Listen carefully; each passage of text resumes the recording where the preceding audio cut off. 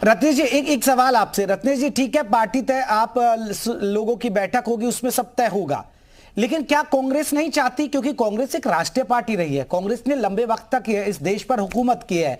आपका यूपी से लेकर अच्छी हर डिस्ट्रिक्ट में आपका जनाधार रहा है, वो हर राज्य में जनाधार रहा है। लेकिन अब स्थिति क्या, कांग्रेस नहीं चाहेगी कि राहुल गांधी पीएम बने?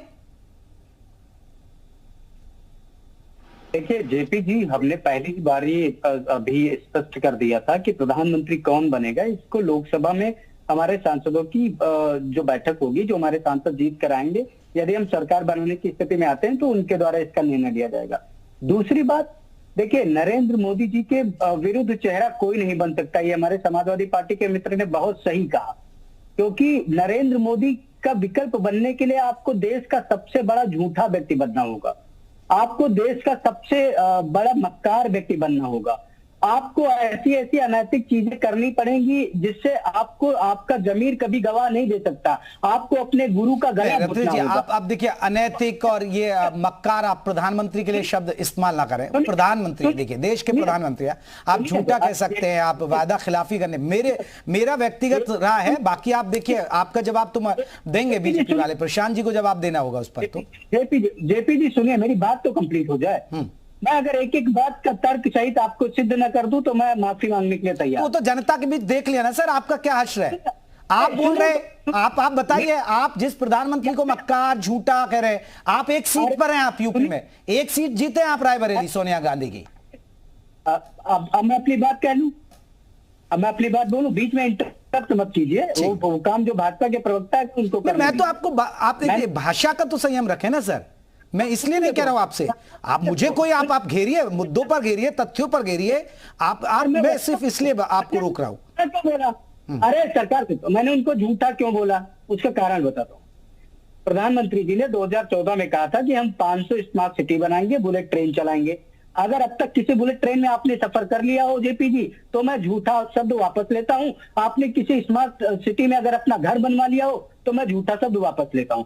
दूसरा, मैंने मक्कार बोला, वो इसलिए बोला क्योंकि अपनी ही पार्टी के लोगों को धोखा देना भारतीय जनता पार्टी के नेता नरेंद्र दामोदर दास मोदी की एक बहुत बड़ी क्या कहते हैं क्वालिटी रही है। वो आप देख सकते हैं गोपीनाथ मुंडे जी की किस तरह रहस्यमय परिस्थितियों में मृत्यु हो जाती है, उस पर किसी प्रकार से किसी भारतीय जनता पार्टी के नेता के बोल नहीं फूटते, इसलिए मैंने उनको मक्कार कहा। मैंने कहा गुरु का गला घोटा जाए। 3 अप्रैल 2002 को जब अटल बिहारी वाजपेयी की सरकार ने ये कहा कि नरेंद्र दामोदर दास मोदी की सरकार, अरे सर, इतनी खामियां होती ना, इतनी खामियां होती तो जनता आपको मौका देती, आपको वनवास नहीं देती। प्रशांत जी आप जवाब दीजिएगा, प्रशांत जी जवाब दीजिए, आपके प्रधानमंत्री के लिए क्या करें? मेरी बात कंप्लीट होने दीजिए, मेरी बात कंप्लीट होने दीजिए। अरे मैं तो कह रहा हूं, आप बोलिए ना, जल्दी से बोलिए रत्नेश जी। अरे हाँ, मैं जल्दी से। उस बैठक में केवल एकमात्र व्यक्ति थे लालकृष्ण आडवाणी जी, जिन्होंने कहा कि नहीं, अगर नरेंद्र मोदी की सरकार को बर्खास्त किया जाता है तो मैं सरकार के और संगठन के सभी पदों से इस्तीफा दे देता हूं। और उन्हीं लालकृष्ण आडवाणी को सबसे पहले आके साइडलाइन किया नरेंद्र दामोदर दास मोदी जी। तो अगर जनता में नाराजगी होती, नहीं चुनती ना रत्नेश मिश्रा जी, वो आपकी बातों में कहने के लिए उन्होंने ये किया वो किया, जनता मौका दे रही है ना उनको, ये फैसला तो जनता ही करती है ना। चलिए प्रशांत जी जवाब दीजिएगा आप। नहीं, आप क्या कहना चाहते हैं कि लालकृष्ण आडवाणी की छवि खराब थी? मैं तो कुछ नहीं कह रहा सर, प्रशांत जी जवाब देंगे, प्रशांत जी जवाब दीजिएगा, प्रशांत जी का जवाब सुन लेते हैं।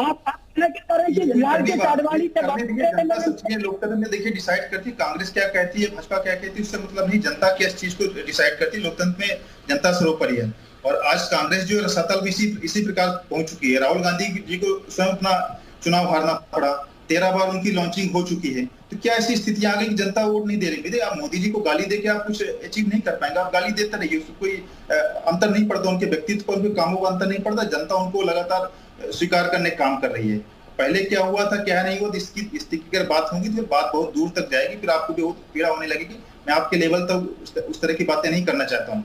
आप स्वयं इंट्रोस्पेक्शन करिए कि राहुल गांधी जी क्यों नहीं जनता स्वीकार कर पा रही है। 2019 में भी चेहरा पे क्यों जनता ने वोट नहीं दिया, 55 सीटों पे आप आ गए, 44 थे फिर 55 पे आ गए, लगातार आप सारे राज्यों में समाप्त होते जा रहे हैं। आज कांग्रेस पार्टी जो है, जो सहयोगी दल है, जो क्षेत्रीय दल है, उनकी कुछ लघु पार्टी बन करके रह गई है। उत्तर प्रदेश में आप 3 जिलों की पार्टी केवल बन करके रह गए हैं। और तो ये चीजें सोचिए, राहुल मोदी जी क्या है क्या नहीं, जनता डिसाइड करिए। वो चुने हुए प्रधानमंत्री 2014 में भी हमारे उम्मीदवार थे, 19 में भी घोषित उम्मीदवार थे, जनता ने उनको चुना है, आपको नहीं चुना। और 24 में भी हमारे उम्मीदवार है, 24 में भी जनता चुनेगी। आप इस तरीके से गाली देते रहिए। राहुल गांधी जी 3 बार सुप्रीम कोर्ट में माफी मांग चुके हैं, चौकीदार चोर होने पे माफी मांगे, संघ गाली दी उससे माफी मांगे, राफेल के बारे में घोटाले की बात की उससे माफी मांगे। ठीक है, मैं आ रहा हूँ। ठीक है मनोज जी एक चीज मैं आपसे समझना चाहता हूँ। मनोज जी देखिए, आपने अपनी बात रखी और एक सबसे बड़ा सवाल है, आपने कहा कि देखिए गठबंधन, लेकिन आपको नहीं लग रहा कि पश्चिम बंगाल की तरफ से उनके जो नेता है वो ममता बनर्जी की वकालत कर रहे हैं, उधर जेडीयू की तरफ से भी नीतीश की बात आ रही है, सपा कार्यकर्ता चाहते हैं कि अखिलेश यादव बने, और राहुल गांधी की भूपेश बघेल भी कहते हैं, कभी कभी इशारा राजस्थान के मुख्यमंत्री भी कहते हैं, और प्रमोद कृष्णम कहते हैं कि प्रियंका गांधी को पीएम का चेहरा बनाना चाहिए। तो आपको नहीं लग रहा कि इतने सब अपनी अपनी वकालत करें तो जनता के बीच एक कंफ्यूजन रहेगा? या तो भाई एक चेहरा क्लियर हो जाए कि ये चेहरा है, इसके बाद आपको देखकर वोट देना है। जो इनकी सरकार से नाराज होगा, अगर वो कंफ्यूजन देखेगा तो वो आपको नहीं लग रहा है कि आपको फर्क पड़ेगा, गठबंधन पर इस बात का फर्क पड़ेगा कि आखिरकार पीएम कौन है? देखिए, जिसको जो कंफ्यूजन होना है वो कंफ्यूजन रहना चाहिए और बने रहना चाहिए ऐसे ही। जो इंडिया है, इंडिया पार्टियों में रहने दीजिए, वोटर में कंफ्यूजन नहीं होगा क्या, मैं ये पूछ रहा हूं। अरे रुको, नहीं वोटर्स को कोई कंफ्यूजन नहीं है, वो इसलिए कंफ्यूजन नहीं है, हमने इंडिया नाम दिया, राष्ट्रीय अध्यक्ष जी ने कहा कि पीडीए होना चाहिए या पीडीए की बात हो, लेकिन इंडिया नाम दिया गया और जब इंडिया नाम आया तो किसी ने विरोध नहीं किया। ठीक वैसे ही आपकी जानकारी के लिए बता दूं, नाम नहीं ले सकता, संयोजक कौन बनेगा इंडिया ने तय कर लिया है, प्रधानमंत्री का चेहरा कौन होगा एनडीए ने तय कर लिया।